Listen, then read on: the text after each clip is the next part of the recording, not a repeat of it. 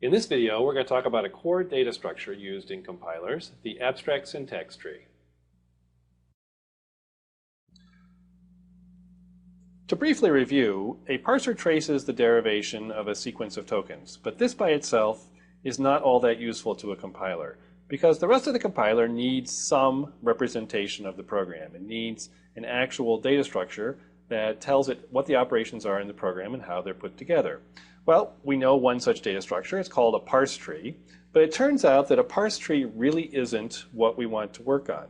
Instead, we want to work on something called an abstract syntax tree. And the abstract syntax tree is really just the parse tree, but with some details ignored. We have abstracted away from some of the details of the parse tree.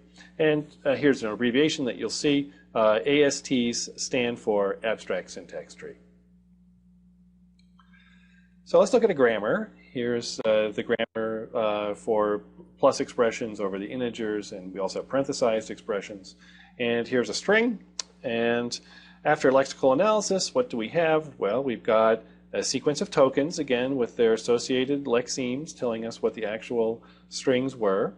And that gets passed into the parser, and then we build a parse tree. And here's a parse tree for that expression.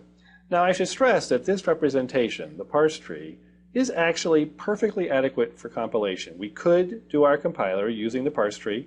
This is a faithful representation of the program. The problem is that it would be quite inconvenient to do that. And to see this, let me point out some features of the parse tree. First of all, you can see that the parse tree is quite verbose. So, for example, we have here a node E, and it has only one child. So when there's only one successor of the node, what is that really doing for us? Well, we don't really need the E at all. We could just put the 5 right here and make the tree smaller. And similarly for the other single successor nodes. Furthermore, these parentheses here, well, these are very important in parsing because they show the association of the arguments with respect to these two plus operations. It shows that this plus is nested, this plus down here is nested inside of this plus up here. But once we've done the parsing, the tree structure shows us the same thing. We don't need to know that these were inside of parentheses.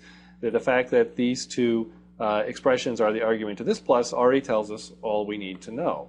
And so all of these nodes in here are also in a sense redundant. We don't really need that information anymore.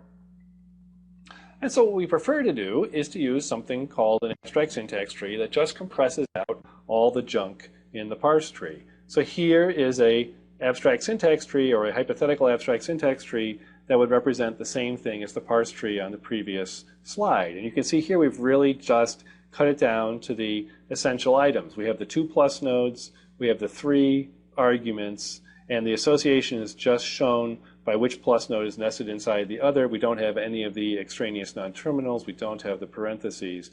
Everything is much simpler, and you can imagine that it'll be easier to write algorithms that walk over a structure like this rather than the rather elaborate structure we had on the previous slide. And of course, again, it's called an abstract syntax tree because it abstracts away from the concrete syntax. We suppress details of the concrete syntax and just keep enough information to be able to faithfully represent the program and compile it.